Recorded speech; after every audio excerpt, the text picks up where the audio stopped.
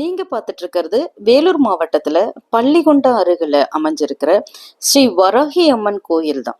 இந்த கோயில் பார்த்தீங்கன்னா மிக சிறந்ததாக சக்தி தலமாக அமைகின்றது. விஷ்ணு எப்படி வராக அவதாரம் எடுத்தாரோ அப்போ அம்பாள் எடுத்த அவதாரம் தான் வராகி அவதாரம். இங்க பார்த்தீங்கன்னா அம்பாள் வந்து வராக முகத்தோட 8 கரங்களோட மிக பெரியதாக நமக்கு காட்சியளிக்கிறாங்க. இவங்களுடைய உயரம் பார்த்தீங்கன்னா 16 அடி அப்படின்னு சொல்லப்படுகின்றது.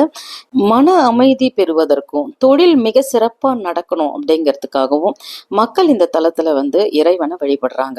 இது வந்து வேலூர் பெங்களூர் தேசிய நெடுஞ்சாலையில பள்ளிகொண்டால வேப்பங்கல் அப்படிங்கிற கிராமத்துல தான் அமைந்திருக்கின்றது. வராகி அம்மனுக்கு பார்த்தீங்கன்னா வெள்ளிக்கிழமையில மிக சிறப்பாக வழிபாடு செய்யப்படுது. நீலம் சிவப்பு மஞ்சள் நிற உடைகள்ல வந்து இறைவனை வழிபடும் போது அது மிக சிறப்பானதாக கருதப்படுது. இங்க பாத்தீங்கன்னா இங்க வராகி அம்மனுக்கு நம்மளே வந்து அபிஷேகமும் செய்ய முடியும். இந்த கோயில்ல பாத்தீங்கன்னா இறைவனுக்காக மஞ்சள் வந்து தராங்க. அந்த மஞ்சளை அம்மியில வைத்து அரைத்து வராகி அம்மனுக்கு இங்க அபிஷேகம் செய்யறதும் காணப்படுது.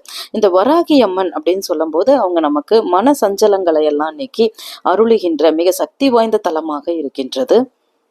இந்த கோயில் பார்த்தீங்கன்னா மிகவும் அமைதியான சூழல்ல நம்ம மனதிற்கு மிகவும் மன நிம்மதியை தருகின்ற கோயிலாகவும் இருக்கின்றது. வராகி அம்மன் கோயிலை நீங்க வேலூருக்கு வரீங்க அப்படின்னா கண்டிப்பா பாருங்க. இந்த தலம் மிகவும் சக்தி வாய்ந்த தலமாக இருக்கின்றது. நன்றி.